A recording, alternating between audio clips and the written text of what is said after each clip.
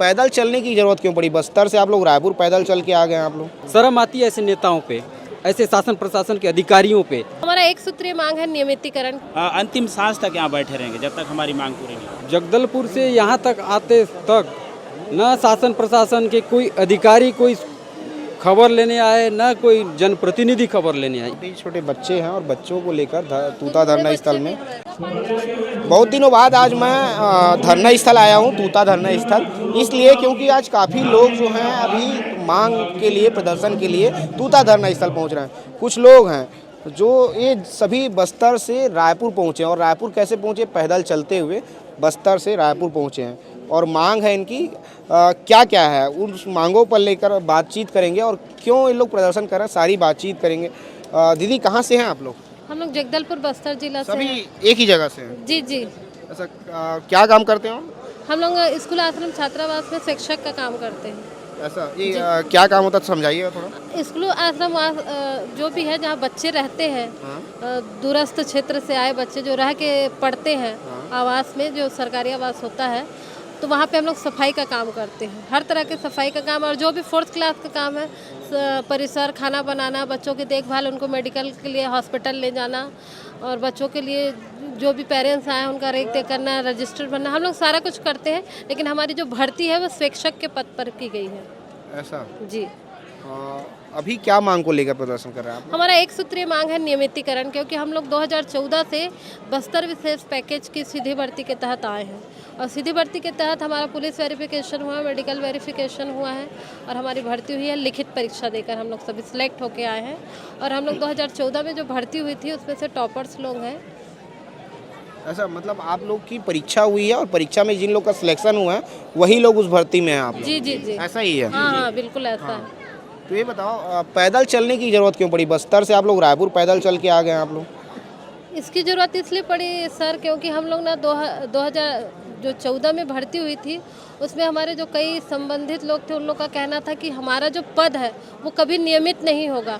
तो हमको बहुत आश्चर्य लगा कि ऐसी कौन सी सीधी भर्ती है जिसमें नियमित नहीं किया जा सकता, क्योंकि हमारे में से बहुत से लोग इस चीज़ को जाने समझे, एक दूसरे से विचार विमर्श किए, तो हमको ये पता चला कि अगर कोई भी सीधी भर्ती होती है तो 3 वर्ष के उपरांत हम ना नियमितीकरण के पात्र स्वतः बन जाते हैं, और ऐसा सामान्य प्रशासन का भी नियम है। और अगर वो नहीं है तो 10 वर्ष के बाद तो किया ही जाता है, लेकिन आज 10 साल हो गए हम लोग को कोई कुछ नहीं किया। और वो जो भर्ती हुई थी वो भर्ती में बहुत सारा फर्जीवाड़ा हुआ था, जिसमें हम लोगों का वेटिंग लिस्ट जो था वो भी जारी नहीं किया गया। अगर वेटिंग लिस्ट जारी किया जाता तो हम सब आज नियमित होते। तो हमारे साथ एक के बाद एक बहुत सारी यानी फर्जीवाड़ा था, जिसके लिए हमने शुरू में पहले हमारा मुद्दा नियमितीकरण नहीं था, पहले ये मुद्दा था कि हम जिस योग्य हैं उस योग्य हमको दिया जाए। हमारा जो आरक्षित, हमारा जो एग्ज़ाम टॉप करके हम आए हैं, तो हमारा जो पद है वो किसी और को अन्य तरीके से विभाग के फर्जीवाड़ा, जिसको हम फर्जीवाड़ा का ही नाम देते हैं, दूसरे ज़िले के लोगों को, 2 से अधिक बच्चे वालों को, ऐसे ऐसे करके हम लोग लगभग 20 से 22 प्रकार का उसमें से जो त्रुटियां थी उसको हमने उजागर करके जांच समिति हमने गठित करवाई। उसके लिए भी हमने अनशन किया था। अनशन करने के बाद ही जांच समिति गठित की गई और उसका रिपोर्ट उजागर किया गया, लेकिन उस रिपोर्ट के ऊपर कोई कार्रवाई नहीं हुई। देखिए जब कोई प्रदर्शन में आता है ना, उनके साथ पूरे परिवार आते हैं, एक बच्चा भी है, बच्चे को लेकर जो है बहुत सारी महिलाएं हैं। हाँ, वो क्या है, हम लोग ना रूम एक्सचेंज कर रहे थे। दरअसल एक दिन का हमको 2000 मांगा जा रहा है, और हम लोग को अब सैलरी तो मिल नहीं रही है जब से हम हड़ताल में आए हैं, तो हम लोग को अपने ही मैनेज करना पड़ा। तो वो क्या है, हम लोग एक रूम देखने गए थे सर, तो वो रूम नहीं जमा, क्योंकि वो सिर्फ पीने का पानी दे रहे थे, बाकी पानी नहीं देंगे। और पानी तो हर चीज़ के लिए ज़रूरी है, नहाना धोना, कपड़ा, खाना बनाना, ये सब। तो उसी की वजह से थोड़ी सी हमारी महिला साथी पीछे हो गई हैं। 4 नहीं 6 है। छोटे छोटे बच्चे हैं और बच्चों को लेकर तूता धरना स्थल में कितने दिन हो गए हैं लगभग आप लोग को यहाँ? दीदी सर हम 24 तारीख से 2 जून से 1 मई से चालू किए थे सर, फिर कोंडा गांव में रोका गया। उसके बाद फिर हमको आश्वासन देकर वहाँ रोक लिए, फिर उसके बाद उस पर कुछ कार्रवाई नहीं हुआ, तो आश्वासन अच्छे से नहीं हुआ। इसके बाद हम लोग फिर 24 तारीख से कर रहे हैं सर, कोंडा गांव से, बनिया गांव से। ऐसा आप लोग तो वहाँ से जगदलपुर से पैदल चलते आए, और पैदल चलते आए कितने दिन लगे लगभग आप लोग को पैदल चलने में? जी हाँ, हम लोगों ने शुरुआत में जगदलपुर से स्टार्ट किए थे 1 मई को, तो दूसरे दिन हम लोग कोंडागांव जिला के बनिया गांव पंचायत में पहुंचे थे। उसके बाद हमारे जो सहायक आयुक्त महोदय हैं वो आए और हम लोगों से चर्चा किए कि नहीं, आप लोगों का जो भी समस्या है उसका निराकरण किया जाएगा, आप लोग आगे मत बढ़िए, यहीं से चलो कलेक्टर साहब से मीटिंग करते हैं, बात कराऊंगा मैं बोले। तो हमारे विभागीय अधिकारी हैं, उनके अंतर्गत हम काम करते हैं, तो उनका बात को भी रखना पड़ा, सम्मान रखना पड़ा। गए कलेक्टर साहब से मीटिंग हुआ, कलेक्टर साहब का भी मान रखे हम लोग, उन्होंने लिखित में हमको आश्वासन दिया कि आप लोग हमको सिर्फ 1 महीना का समय दो, 1 महीना के अंदर में आप लोगों का पूरा काम कर देंगे। जो भी टेक्निकल इशू आता है तो उसको मैं देख लूँगा, आगे कर लूँगा, आगे जाके जो भी है मंत्रालय सचिवालय, ये इस तरह की बातें कलेक्टर महोदय के द्वारा किया गया। तो हम लोगों ने 1 महीने तक रहे, बीच बीच में जाके संपर्क करते रहे, नहीं आप लोगों का काम हो रहा है, काम हो रहा है, इस तरह से टालते जा रहे थे। तो हम लोग को बाद में डिटेल्स पूरा पता चला कि काम कुछ भी नहीं हो रहा था, सिर्फ हम लोग को गुमराह किया जा रहा था सहायक आयुक्त महोदय और कलेक्टर, बस्तर कलेक्टर के द्वारा। तो इसीलिए हम लोग ने जिस दिन से हड़ताल स्थगित किए थे, जिस जगह से 24 जून से हमने फिर पद यात्रा चालू की है। तो यहाँ 24 जून से हम लोग यहाँ 15 जुलाई को यहाँ पहुँचे हैं। तो 14 जुलाई को पहुँचे हैं, 15 को विधानसभा का घेराव किए हम लोग यहाँ पे। आज कल घेराव किए तो शासन की तरफ से कोई अधिकारी आए थे, हम लोग का ज्ञापन लिए हैं, लेकिन जगदलपुर से यहाँ तक आते तक न शासन प्रशासन के कोई अधिकारी कोई खबर लेने आए, न कोई जनप्रतिनिधि खबर लेने आए। इतनी निर्दयी सरकार, इतनी निर्लज नेता, शर्म आती है ऐसे नेताओं पे, ऐसे शासन प्रशासन के अधिकारियों पे। उनके अंतर्गत हम काम करते हैं शासन में, शासन के अंतर्गत एक तरह से सरकारी पद में ही है हम लोग भी अभी भी, क्योंकि सरकार हमको वैकेंसी निकाला, लिया, पेपर करवाया, पूरी चीज़ जो शासकीय जॉब में जो होता है वो सब कुछ करवाए, लेकिन उसमें भी भेदभाव किया गया।